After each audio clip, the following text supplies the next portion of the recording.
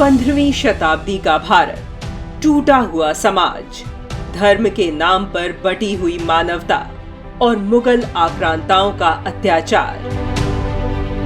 उस समय जब हर दिशा में अंधकार छाया था और मानवता उपेक्षित हो रही थी, तभी तलवंडी ननकाना साहिब की पावन भूमि पर एक दिव्य आत्मा ने जन्म लिया, गुरु नानक देव जी। एक ओंकार सतनाम करता पुरख निर्भउ निर्वैर। ईश्वर एक है, उसका नाम सत्य है, वह सबका रचयिता है, निडर है और सभी से निरपेक्ष प्रेम करता है।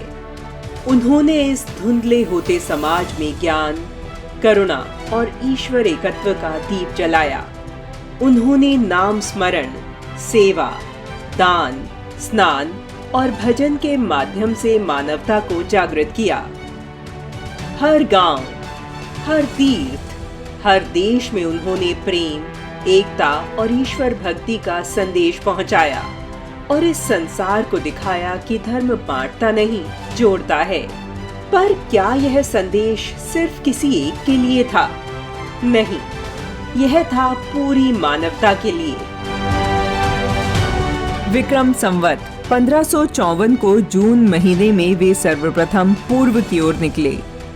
पहली उदासी यूपी उत्तराखंड के हिंदू धर्म स्थलों पर केंद्रित रही। नानक देव ने यात्रा तलवंडी से आरंभ की और फिर लाहौर होते हुए हरिद्वार पहुंचे, जहां कुंभ मेले का आयोजन हो रहा था। वहां से वे गढ़वाल के रास्ते राम की नगरी अयोध्या, प्रयागराज, काशी गए, जहां उनकी भेंट संत कबीर और रविदास से हुई। वहां से बिहार में पटना, गया जी पहुंचे, जगन्नाथपुरी होते हुए कोलकाता गए। वहां से ढाका, बांग्लादेश, नागालैंड होते हुए आसाम की ओर चल पड़े। नानक देव भूटान, सिक्किम, तिब्बत, चीन और नेपाल भी गए। लौटते समय गोरखमठ और फिर रुहेलखंड, कानपुर, आगरा के रास्ते दिल्ली, हरियाणा होते हुए पंजाब लौटे। गुरु नानक ने दूसरी यात्रा विक्रम संवत 1567 में आरंभ की। इस यात्रा के समय उन्होंने कई नदियों को पार कर संतों और महापुरुषों से भेंट की। पक्खों के रंधावा गांव, पंजाब से यात्रा आरंभ की और राजस्थान के चित्तौड़गढ़ में संत मीराबाई से भेंट के बाद उदयपुर, आबू पर्वत होते हुए गुजरात पहुंचे। श्री कृष्ण नगरी द्वारका होते हुए सोमनाथ मंदिर पहुंचे।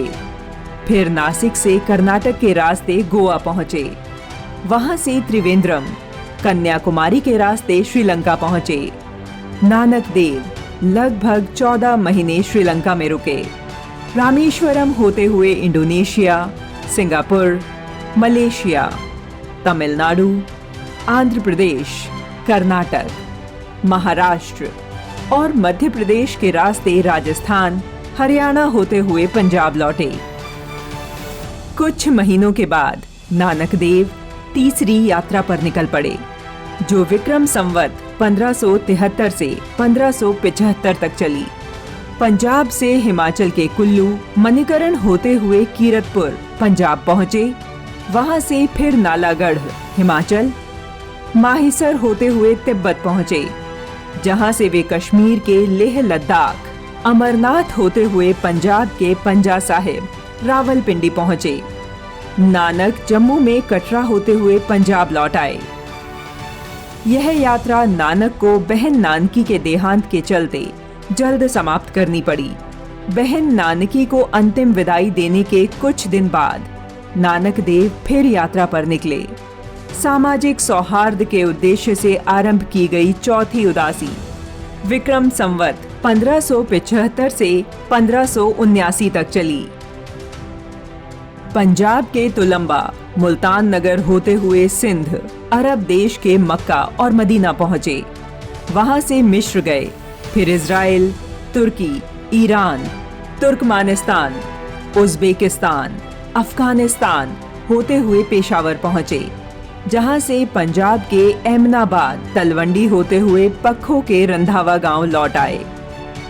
विश्व भ्रमण के समय गुरु नानक ने ऋषि मुनियों और संतों से मिलकर सनातन परंपरा के मूल को समझा और संकलित किया।